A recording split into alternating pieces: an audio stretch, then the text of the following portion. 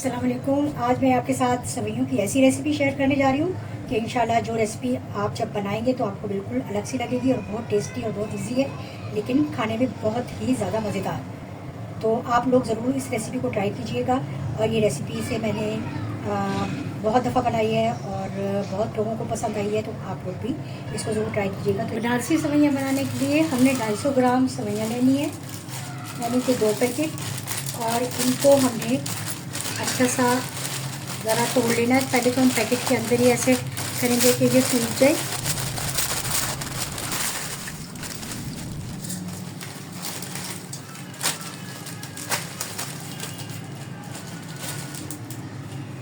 हमने इस पैकेट को भी इसी तरीके से अंदर ही सेवइयों को तोड़ लेना है। हल्के हल्के हाथों से थोड़ा थोड़ा सा इनको और बारीक कर लेना है, बहुत ज़्यादा लंबी नहीं रखनी। फिर हमने घी लेना है, घी को हमने पैन में गरम करना है।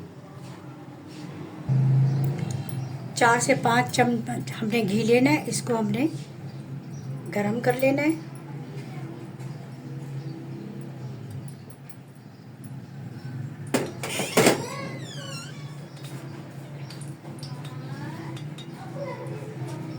फिर हमने इसमें घी गरम हो गया है, 4-5 इलायची तोड़कर और 2-3 लौंगे इसमें डालकर इसको थोड़ा सा हम कड़कड़ा लेंगे। इलायची और लौंग अच्छी तरह से घी में कड़कड़ा गई हैं। आँच को हमने थोड़ा सा धीमा कर लेना है और हमने ये सेवइयाँ इसमें डाल के अच्छी से भूननी है। बिस्मिल्लाहिर्रहमानिर्रहीम।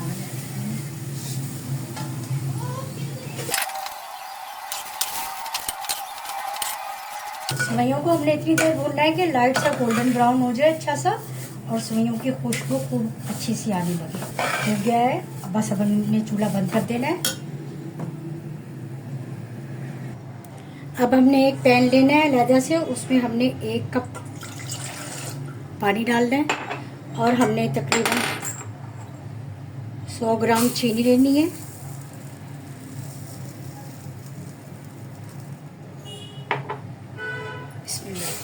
ये ऐड कर देनी है और हमने इसको चूल्हे पर पकाना है। हमने इसको इतनी अच्छे से पकाना है कि ये हमारी चाशनी तैयार हो जाए गाढ़ी सी। थोड़ा सा हम फ्लेम तेज कर देंगे। अभी जब पकना शुरू हो जाएगा तो फिर हम इसको आहिस्ता करके पकाएंगे।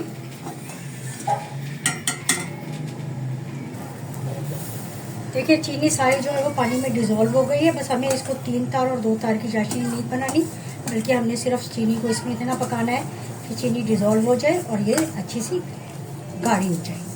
बस अब ये तैयार है।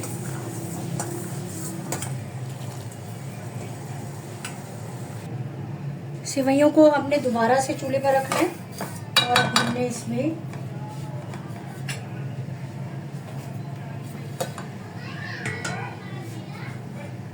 चाशनी जो हमारी तैयार हो गई थी, बिस्मिल्लाहिर्रहमानिर्रहीम, थोड़ी सी हम फ्लेम जो है तेज़ कर लेंगे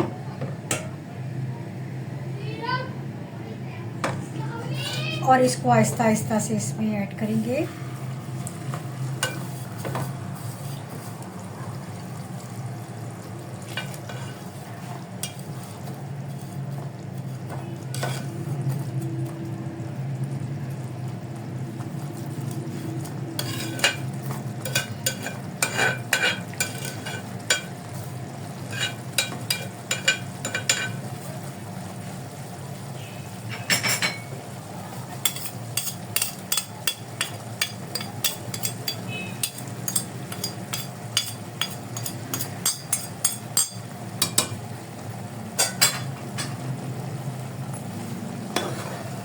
इसको अच्छी तरह से मिक्स कर देंगे।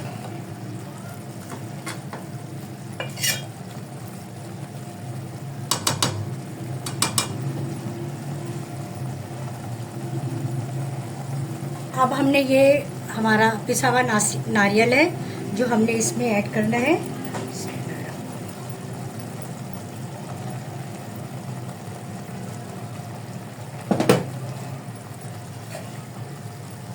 इसको भी अच्छी तरह से मिक्स कर देना है।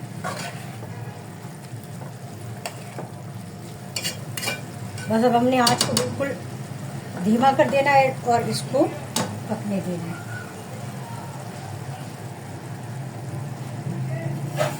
इसको कवर करके रख देंगे और ये इसके अंदर ही पकती रहेंगी। हमें रखे हुए तकरीबन 10 मिनट हो गए और ये देखिए अभी ये चाशनी में जो है वो हो रही है आहिस्ता आहिस्ता। थोड़ा सा हम इसको मिक्स कर देंगे ऊपर नीचे।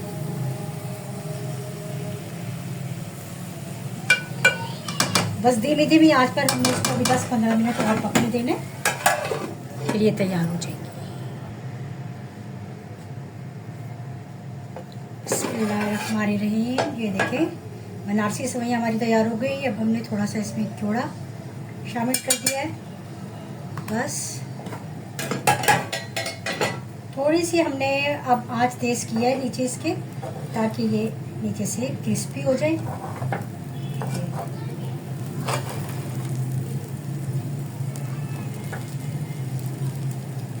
अच्छा, चाशनी के अलावा बस थोड़ा सा छींटा पानी का मैंने इसमें लगाया था, ताकि ये नीचे से बहुत ज़्यादा जल ना जाए।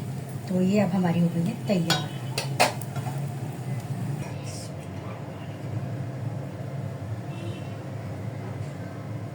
तो आप लोग भी ये ज़रूर ट्राई कीजिएगा। जब भी आपका कुछ मीठा खाने को दिल चाहे, मेहमान हो, दावत में भी आप बना सकते हैं।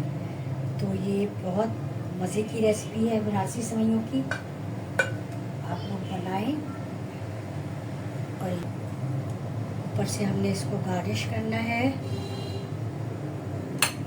बादाम, पिस्ते, नारियल हमने इसके अंदर ही डाल दिया था